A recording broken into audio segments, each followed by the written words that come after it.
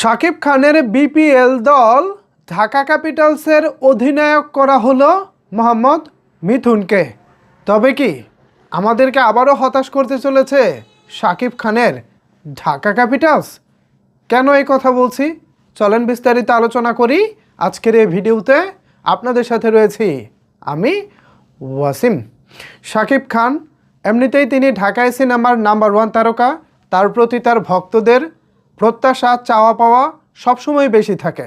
তিনি বিপিএলে এসেছেন, ঢাকা ক্যাপিটালসের মালিক হয়েছেন।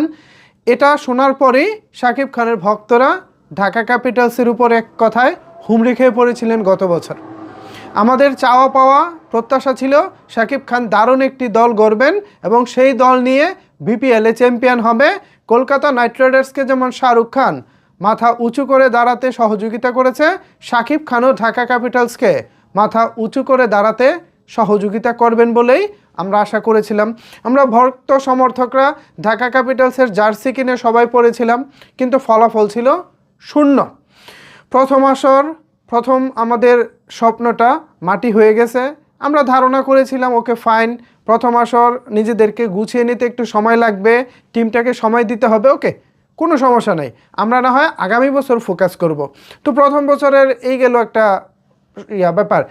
এখন দ্বিতীয় আসর যখন আসলো, মানে ঢাকা ক্যাপিটালসের দ্বিতীয় আসর, বিপিএল তো অনেক বছর ধরে হচ্ছে, যাই হোক, তো ঢাকা ক্যাপিটালসের যখন দ্বিতীয় আসর আসলো তখন মোটামুটি খেলোয়াড় নিলাম থেকে শুরু করে এখনও পর্যন্ত টিমের যেই প্রক্রিয়া, পাকিস্তানে গ্রেট পেসার শোয়েব আখতারকে আনা থেকে শুরু করে সব কিছুই যখন আমাদের মনের মতো হচ্ছিল, তখন মোহাম্মদ মিথুনকে অধিনায়ক করে আসলে আমাদের সব আশা ভরসাকেই কেমন জানি একেবারে নাই করে দিয়েছে বলা চলে। কারণ মোহাম্মদ মিথুনের বিপিএলের যে সাফল্য তার কিন্তু বিপিএলের লাক ভালো না। এখনও পর্যন্ত মোহাম্মদ মিথুন যতগুলো বিপিএল খেলেছেন, তার ক্যাপ্টেন্সিতে যতগুলো বিপিএল দল অংশগ্রহণ করেছে, তারা যে খুব একটা আহামরি সাফল্য পেয়েছে তা না। আর সেই পরিসংখ্যানটাই মূলত আমাদেরকে এই মুহূর্তে সবচেয়ে বেশি অবাক করতেছে এবং আমরা অবাক হয়ে গেছি।